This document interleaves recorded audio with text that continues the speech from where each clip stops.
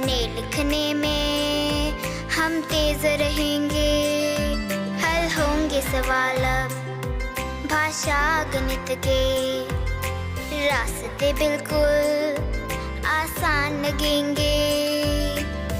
क ख गया हो ABC। संप्रेषण को मेरी शिक्षा ये योजना को मेरी विषय वस्तु को मेरे द्वारा किए गए संप्रेषण को कितना समझ पा रहा है, यह आकलन में के अंतर्गत मैं कह रहा हूँ।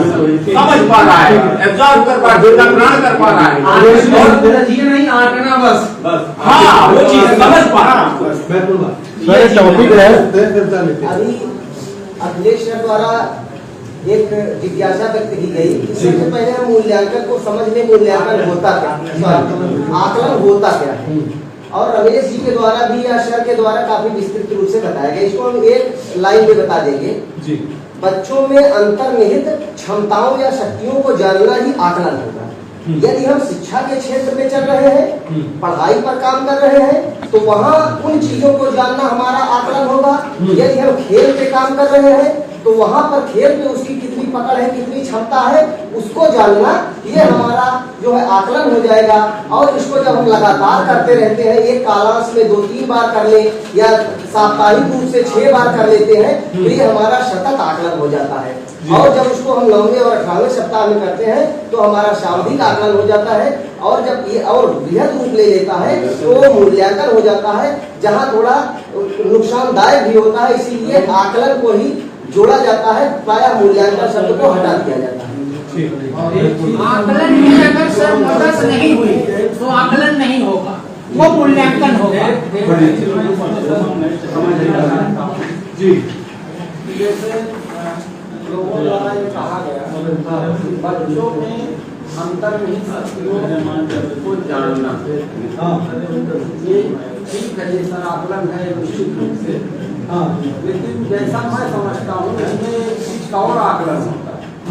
इस विषय वस्तु का हम संप्रेषण कर रहे हैं, कर रहे हैं प्लान, तो हम उसमें कितने सफल हुए, शिक्षक का भी अपना आकलन होता है। दूसरी चीज, वो प्लान कितना कारगर है, इसका भी आकलन होता है। ये सर ने कहा साथ साथ चलने वाली प्रक्रिया जो ज्यादा सटीक है, इसमें तीनों फैक्टर हैं, शिक्षा योजना, शिक्षक और विद्यार्थी, तीनों का आकलन होता है हमारे समझ से। अभी मैं इतना सब समझ पाया हूँ। वहाँ ब्लैक बोर्ड पे जो है सावधिक लिख दे, सावधिक नहीं है सर, सावधिक है, सावधिक अलग शब्द हो जाएगा। हाँ, सीधे सीधे शब्दों में सर ये बच्चों की प्राप्ति के मार्ग में प्रगति आंकलन बच्चों की जो चैप्टर है हमारा, वो है दक्षता आधारित आकलन।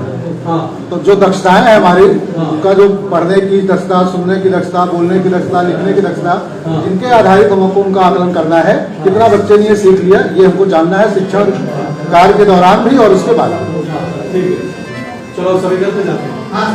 समीकरण ये है कि किसी भी व्यक्ति के ना अटकेंगे ना भटकेंगे, सारी क्षमताओं का, सारी दक्षताओं का आकलन हम अभी तक तेज असंभव है। रहेंगे, ऐसी कोई भी प्रक्रिया, ऐसा कोई भी टूल हमने विकसित नहीं किया है जिससे पूरे व्यक्तित्व का हम आकलन कर पाए। लेकिन हम करती रहे। नंबर 1। नंबर 2 बात ये है कि आकलन जो है सतत भी है और सावधिक भी है। सतत, जैसे आपने कहा कि ये निरंतर प्रक्रिया है, आप जाने अनजाने, चाहे अनचाहे आकलन कर लेते हैं। और नशत आप एक शिक्षक ही नहीं, एक सामान्य व्यक्ति भी आकलन की प्रक्रिया में होता है, सतत आकलन की प्रक्रिया में होता है। अब हर बचाने पूर्ण बनेगा, व्यक्ति उसको और व्यवस्थित रूप से होता है, ये बिल्कुल पक्की बात है। ठीक है, पढ़ा लिखा भारत में पूर्ण नया भारत। अब सतत आकलन तो आपने रोज करना है, रोज चल रहा है। आपका सामूहिक आकलन के लिए भी प्रक्रिया बनाई गई है ताकि आपको उतने सप्ताह में करना है।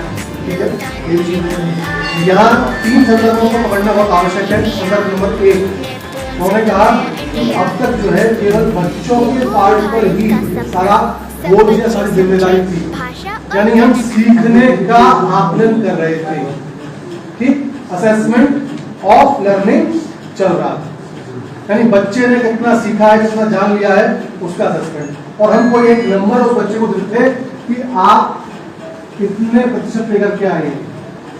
तो ये जो नंबर है ये उसके जीवन से जुड़ गया है, आपसे भी जुड़ गया है कि आपने 10वीं में 12वीं में कितने प्रतिशत अंक ये पाएंगे, और उसी से ही आपके अपने परिवार वाले, आपके रिश्तेदार, आपके शिक्षक, आपके और जानने वाले आपकी एक इमेज क्रिएट करके बैठे हुए हैं, और जब तक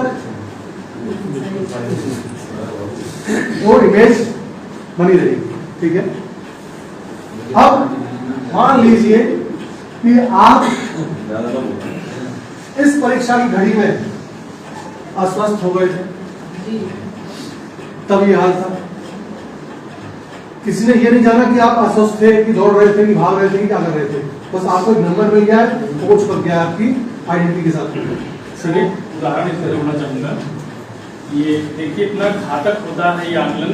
हाई स्कूल की परीक्षा में रिजल्ट आया, परिणाम मेरा खुद का व्यक्तिगत 72.6% था, तो पहले डिग्री आती थी पेपर में छप करके कि इतना परसेंट आया, तो उसमें मेरा सेकंड या थर्ड आ गया था। तो मेरे पिताजी ने कहा कि अब तुम पढ़ोगे नहीं, पढ़ाई नहीं करना है, और मेरे साथ चलो खेत में काम करना है। मतलब इससे पहले पेपर रिजल्ट निकलता था, फिर मार्कशीट मिलती थी इतने दिन बाद, तो जब तक मार्कशीट आने के बीच में, रिजल्ट निकलने के बीच में, वो 10 दिन का समय इतना क्रूशल टाइम था जो है मेरे लिए, बहुत खतरनाक समय था। तो इसलिए जो है किसी भी बच्चे का जब आकलन करना हो तो स्टेप बाय स्टेप करना चाहिए, और बहुत तन्मयता के साथ करना चाहिए। अब अपने यहाँ तो ये तमाम सिस्टम आ गए, लेकिन प्राथमिक विद्यालय में ये बहुत बड़ा चैलेंज है कि जैसे आकलन यहाँ जो हम लोग बैठ के कर रहे हैं, वहाँ विद्यालय में करना ये बहुत बड़ा है। कोई बच्चा पढ़ने में बहुत कमजोर होगा, खेल कूद में बहुत अच्छा होता है, कोई साइंस में बहुत जीरो होगा, विज्ञान में, कोई मैथ में अच्छा होता है। तो ये आकलन का जो तरीका है, जो सर बता रहे हैं कि अभी ये पूर्ण रूप से विकसित नहीं किया गया है, तो मतलब उससे मैं भी सहमत हूँ। और ये आकलन जो है अपने अपने ढंग से हम लोग करते हैं। जैसे हैंड राइटिंग, बच्चा आपने राइटिंग चेक किया, उसकी सुलेख कर दिन की आपने देख लिया, अच्छा नहीं लिखा बच्चा, बेटा और अच्छा लिख सकते हो, उसको कहने को तरीका हो सकता है, देखो तो तुम्हारी राइटिंग नहीं अच्छी, इतना अच्छा बेकार लिखते हो, ये हो गया, आपने उसको निगेटिविटी की तरफ लेकिन बेटा ठीक है, आपने अच्छा लिखा है और अच्छा लिख सकते हो। ये दो बातों में जो है ये विद्यालयों में असेसमेंट निपुण मिशन प्रेरणा पहले ऐसे ही होते थे, जहाँ नंबर देने की बात होती थी तो कॉपी के बजाय असेसमेंट इसी बेस पर काम करके नंबर दिया जाता है। नंबरिंग सिस्टम तो बड़ा चैलेंजिंग है, उसमें तो भाई बहुत सोच विचार की जरूरत होती, कभी कभी ये हो जाएगा 2 कापियां आप देखिए, वैसे लगता है कि मतलब हैंडराइटिंग में कंपेरिजन करना हो, इंग्लिश में कंपेरिजन करना, हिंदी बड़ा मुश्किल होता है, लेकिन उसमें आप ग्रेडिंग के हिसाब से कर सकते हैं, तो बच्चों को मोटिवेट कर सकते हैं। तो बात चल रही है, महत्वपूर्ण बात है ना। सर एक चीज ये कहेंगे, हाँ मेरे हिसाब से अप्रेजल और डायग्नोसिस आकलन से 2 महत्वपूर्ण पहलू हैं। आप प्रशंसा भी करते जाइए बच्चे की और डायग्नोस भी करते जाइए, तो आप बेहतर परिणाम पाएंगे। छोटे जब बच्चे छोटे हो ना, तो आपकी जो गलतियां निकालने का जो एक स्तर है समझिएगा, तो उसको आप जो है हल्का रखिए। अगर बच्चे की बनावट ठीक नहीं आ रही है ना, तो आप उसको टोकने का, जहाँ आपने ना टोक दिया बच्चे को, समझ लीजिए कि आपने उसके आने वाले जीवन के लिए रोक दिया, टोकना नहीं है शुरुआत में प्रारंभिक स्तर से, उस बच्चे को मोटिवेट कीजिए, इसको हम और बेहतर कर सकते हैं, और बेहतर कर सकते हैं, ठीक है। मैं आपको संदर्भ वापस ले जाता हूँ, जब हम लोग बात कर रहे थे असेसमेंट ऑफ लर्निंग के बारे में। असेसमेंट ऑफ लर्निंग में केवल जो है जिम्मेदारी शिक्षक के ऊपर न होते हुए बच्चे के ऊपर थी, ठीक, वो किस स्थिति से गुजर रहा है इस बात का कोई संदर्भ नहीं हम लोग ले रहे थे, केवल उसके जो कितने अंक प्राप्त कर रहा है वो महत्वपूर्ण बात थी। उसके बाद मैंने असेसमेंट और लर्निंग प्रारंभ किया। असेसमेंट फॉर लर्निंग कहता है कि अब जिम्मेदारी जो है वो शिक्षकों के पास में आती है, टीचर के पास में आती है, ठीक।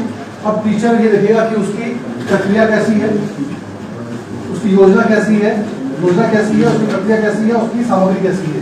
अगर इन चीजों में कहीं कोई खोट रहा है तो निश्चित तौर पर जो शिक्षण प्रक्रिया थी वो उतनी बेहतर नहीं रही होगी, बच्चों की लर्निंग पर भी उसका असर पड़ा होगा, और बहुत अच्छी रही होगी तो उसका असर भी उतना ही पॉजिटिव बच्चों की लर्निंग पर रहा होगा। इसके बाद में एक विचार निकल के आया कि assessment as learning, assessment as learning, जो हम अब देख रहे हैं इसमें शिक्षक के पार्ट पे भी जिम्मेदारी है और बच्चे के पार्ट पर भी जिम्मेदारी है। एक ट्रैकर टीचर लगा रहा है और एक ट्रैकर स्टूडेंट भर रहा है। तो स्टूडेंट और टीचर दोनों पे जिम्मेदारी आती है कि हाँ हमको मिलकर के सीखना है, लर्निंग की प्रक्रिया को और बेहतर बनाना है।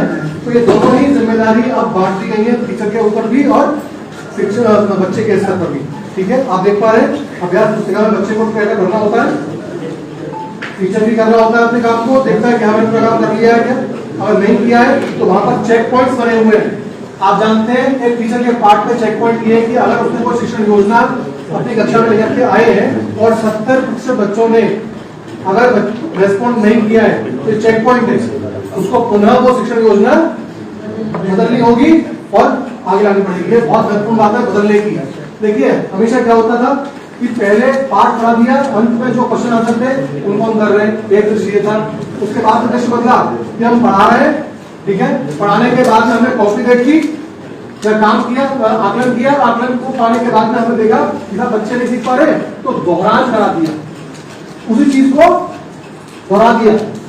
तो जो चीज पहले काम नहीं कर रही है वो उसके दोहराने से काम कर जाएगी, इसकी भी कोई गारंटी है क्या? नहीं।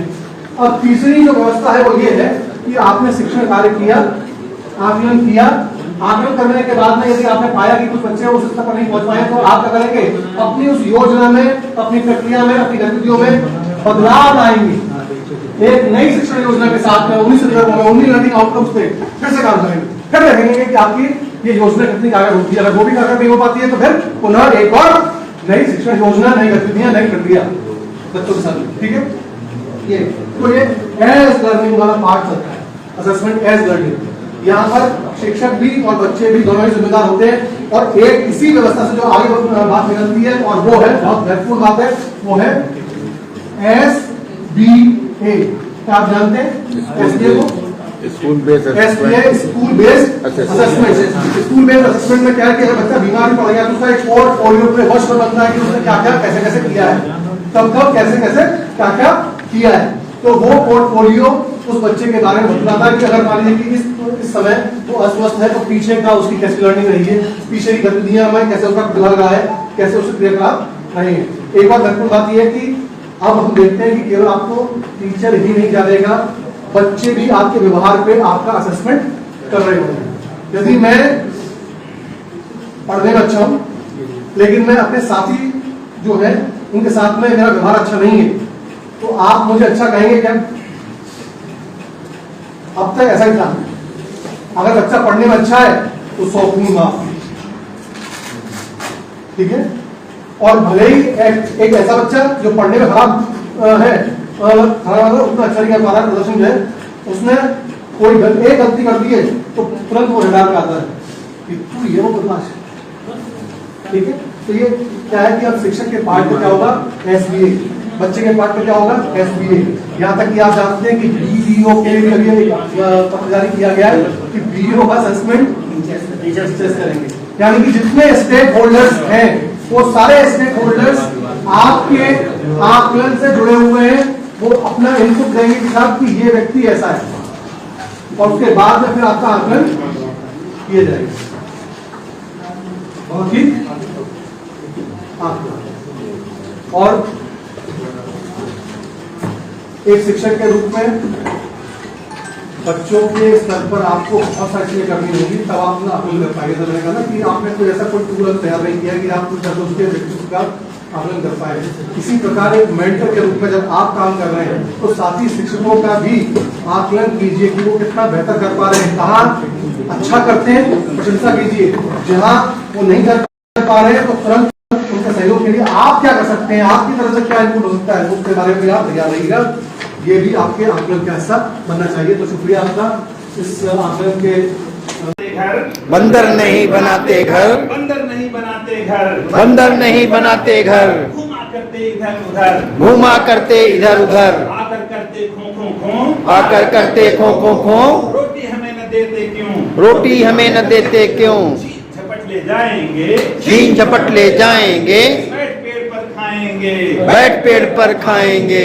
बिल्ली ने खोला स्कूल, बिल्ली ने खोला स्कूल, बिल्ली ने खोला स्कूल, बिल्ली ने खोला स्कूल, बैठ गई लेकर एक रूल, बैठ गई लेकर एक रूल, माफ करिए पूरी फीस, माफ करिए पूरी फीस, आए चूहे 20-25, आए चूहे 20-25, उल्टा सीधा पाठ पढ़ाया, उल्टा सीधा पाठ पढ़ाया, चुपके से एक चूहा खाया, चुपके से एक चूहा खाया, जाने किसने खोली पोल, जाने किसने खोली पोल, जाने किसने खोली पोल, जाने किसने खोली पोल, शोर किया और पीटा ढोल, शोर किया और पीटा ढोल, दरवाजा डाल, दरवाजे में ताला डाल, चूहों ने कर दी हड़ताल, चूहों ने कर दी हड़ताल, चूहिया के घर न्योता है, चूहिया के घर न्योता है, देखा होता है, देखें क्या क्या होता है, चूहिया के घर न्योता है, चूहिया के घर न्योता है, देखें क्या क्या होता है, देखें क्या क्या होता है, चूहिया खीर पकाएगी, चूहिया खीर पकाएगी, बिल्ली बैठी खाएगी, बिल्ली बैठी खाएगी, बंदर पान लगाएगा, बंदर पान लगाएगा, शेर मौत से खाएगा, शेर मौत से खाएगा, छोटू क्यों रोता है, छोटू क्यों रोता है, छोटू क्यों रोता है, तू छोटू क्यों रोता है, तेरा भी तो न्योता है, तेरा भी तो न्योता है, चमक आता हाथी, छमक छमक खाता हाथी, धमक धमक जाता हाथी, धमक धमक जाता हाथी, मस्त मस्त मत वाला हाथी, मस्त मस्त मत वाला हाथी, रंग में पूरा काला हाथी, घर में पूरा काला हाथी, बिल्ली रानी बड़ी सयानी, बिल्ली रानी बड़ी सयानी, बिल्ली रानी बड़ी सयानी, बिल्ली रानी बड़ी सयानी, पीती दूध बताती पानी, पीती दूध बताती पानी, मच्छर बोला शेर से, मच्छर बोला शेर से, रोज नमस्ते करना वरना, रोज नमस्ते करना वरना लटका दूंगा पेड़ से, लटका दूंगा पेड़ से, हाथी बोला ऊंट से, हाथी बोला ऊंट से,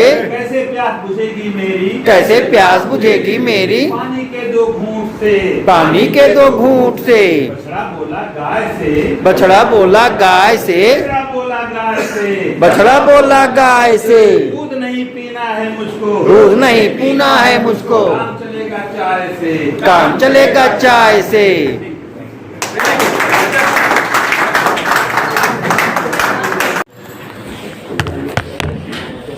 और मेरा गीत होगा, लगभग सभी लोग परिचित होंगे।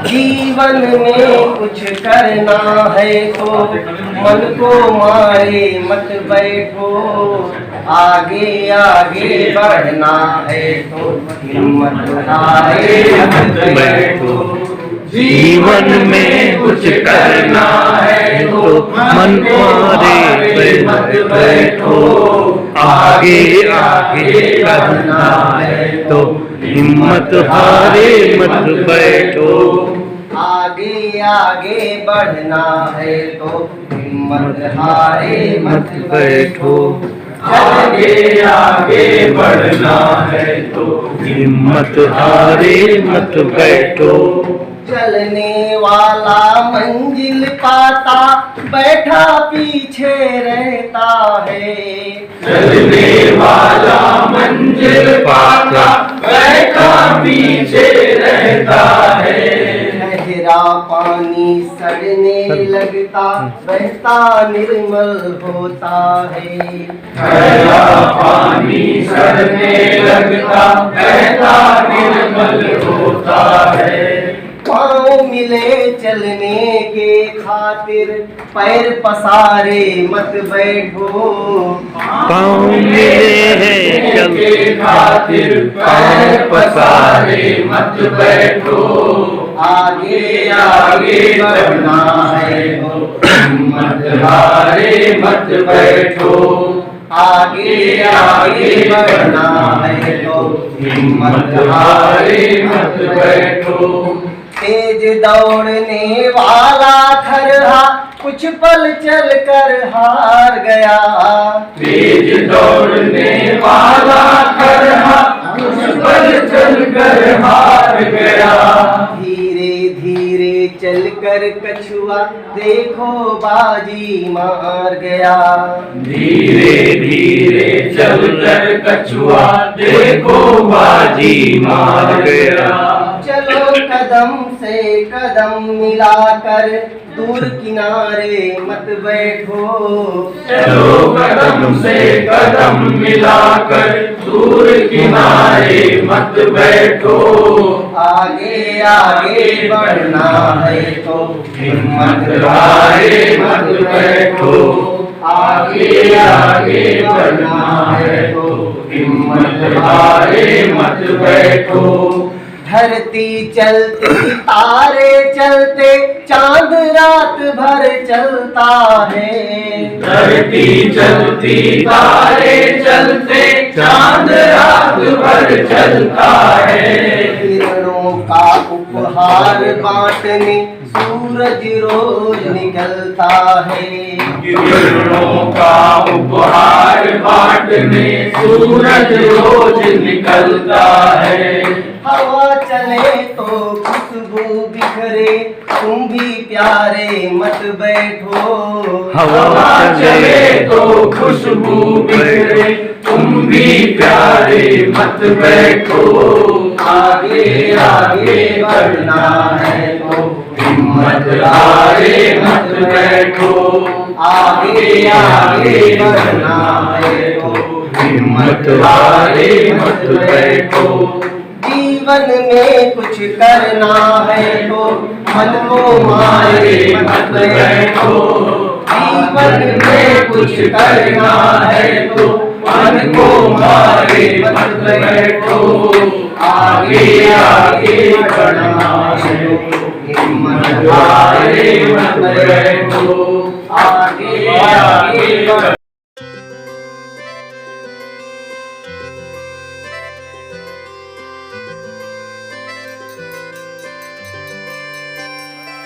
ना अटकेंगे ना भटकेंगे, पढ़ने लिखने में हम तेज रहेंगे। हल होंगे सवाल अब भाषा गणित के, रास्ते बिल्कुल आसान लगेंगे। क ख गया हो ABC, सीखने का एक जुनून रहेगा। होगी ये भारत की सदी, शिक्षा से ना कोई दूर रहेगा। अब हर बच्चा निपुण बनेगा, अपना भारत देश बढ़ेगा। अब हर बच्चा निपुण बनेगा, अपना भारत देश बढ़ेगा। पढ़ा लिखा भारत में पूर्ण नया भारत, पढ़ा लिखा भारत नूतन निपुण भारत, शिक्षित परिपूर्ण भारत, नूतन निपुण भारत, विद्या संपन्न इंडिया, निपुण सप्तमय इंडिया। निपुण भारत का सपना, सब बच्चे समझे भाषा और गणना।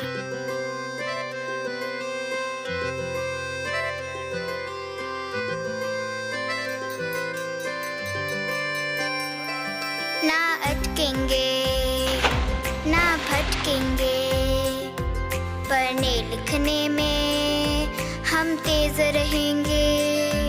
हल होंगे सवाल अब भाषा गणित के, रास्ते बिल्कुल आसान लगेंगे। क ख गया हो ABC, सीखने का एक जुनून रहेगा। होगी ये भारत की सदी, शिक्षा से ना कोई दूर रहेगा। अब हर बच्चा निपुण बनेगा,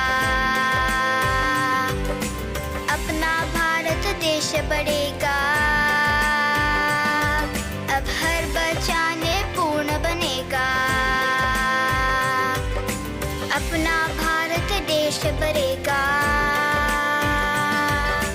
पढ़ा लिखा भारत में पूर्ण नया भारत, पढ़ा लिखा भारत नूतन निपुण भारत, शिक्षित परिपूर्ण भारत, नूतन निपुण भारत, विद्या संपन्न इंडिया, निपुण सिद्धमय इंडिया।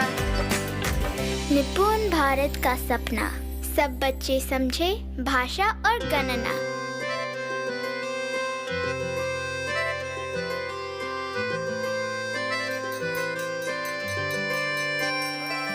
ना अटकेंगे ना भटकेंगे, पढ़ने लिखने में हम तेज रहेंगे। हल होंगे सवाल अब भाषा गणित के, रास्ते बिल्कुल आसान लगेंगे। क ख गया हो ABC, सीखने का एक जुनून रहेगा। होगी ये भारत की सदी, शिक्षा से ना कोई दूर रहेगा। अब हर बच्चा निपुण बनेगा, अपना भारत देश बढ़ेगा। अब हर बच्चा निपुण बनेगा, अपना भारत देश बढ़ेगा। पढ़ा लिखा भारत में पूर्ण नया भारत, पढ़ा लिखा भारत नूतन निपुण भारत, शिक्षित परिपूर्ण भारत, नूतन निपुण भारत, विद्या संपन्न इंडिया, निपुण सिद्धमय इंडिया। निपुण भारत का सपना, सब बच्चे समझे भाषा और गणना।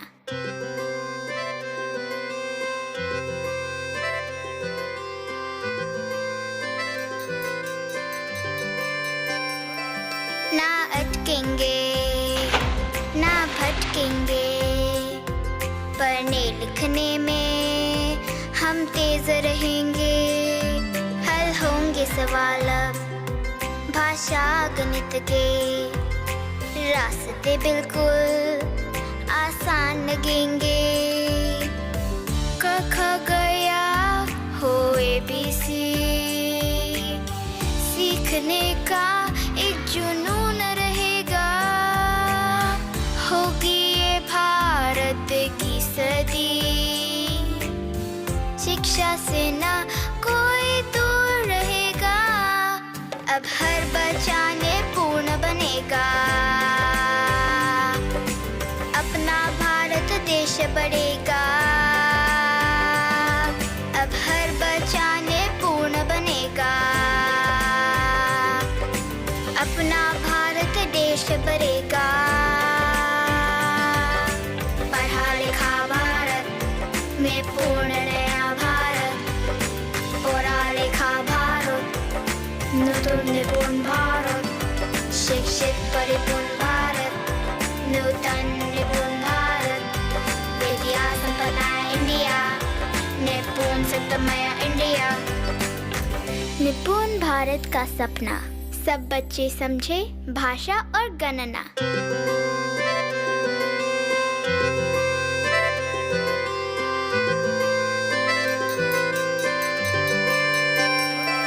ना अटकेंगे ना भटकेंगे, पढ़ने लिखने में हम तेज रहेंगे। हल होंगे सवाल अब भाषा गणित के, रास्ते बिल्कुल आसान लगेंगे। क ख गया हो ABC, सीखने का एक जुनून रहेगा। होगी ये भारत की सदी, शिक्षा से ना कोई दूर रहेगा। अब हर बच्चा निपुण बनेगा, अपना भारत देश बढ़ेगा। अब हर बच्चा निपुण बनेगा, अपना भारत देश बढ़ेगा। पढ़ा लिखा भारत में पूर्ण नया भारत, पढ़ा लिखा भारत नूतन निपुण भारत, शिक्षित परिपूर्ण भारत, नूतन निपुण भारत, विद्या संपन्न इंडिया, निपुण सप्तमय इंडिया। निपुण भारत का सपना, सब बच्चे समझे भाषा और गणना।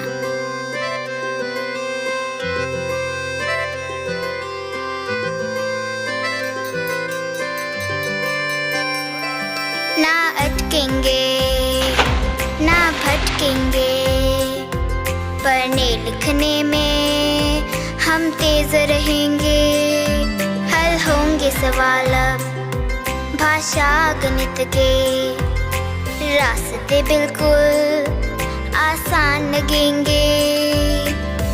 क ख गया हो ABC, सीखने का एक जुनून रहेगा, होगी ये भारत की सदी, शिक्षा से ना कोई दूर रहेगा, अब हर बच्चा निपुण बनेगा, अपना भारत देश बढ़ेगा, अब हर बच्चा निपुण बनेगा, अपना भारत देश बढ़ेगा।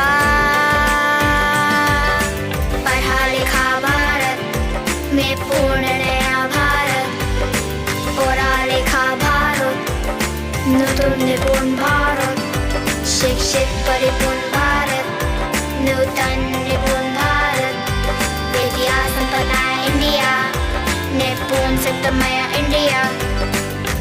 निपुण भारत का सपना, सब बच्चे समझे भाषा और गणना।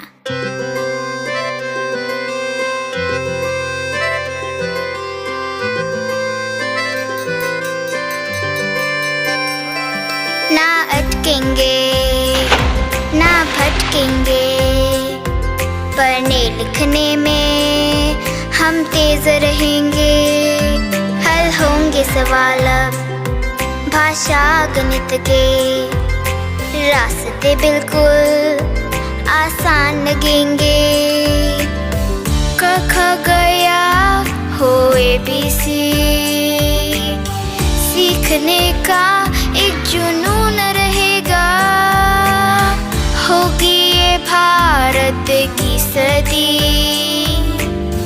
शिक्षा से ना कोई दूर रहेगा, अब हर बच्चा निपुण बनेगा, अपना भारत देश बढ़ेगा, अब हर बच्चा निपुण बनेगा, अपना भारत देश बढ़ेगा। पढ़ा लिखा भारत में पूर्ण नया भारत, पढ़ा लिखा भारत, नूतन निपुण भारत, शिक्षित परिपूर्ण भारत, नूतन निपुण भारत, विद्या संपन्न इंडिया, निपुण सप्तमय इंडिया। निपुण भारत का सपना, सब बच्चे समझे भाषा और गणना।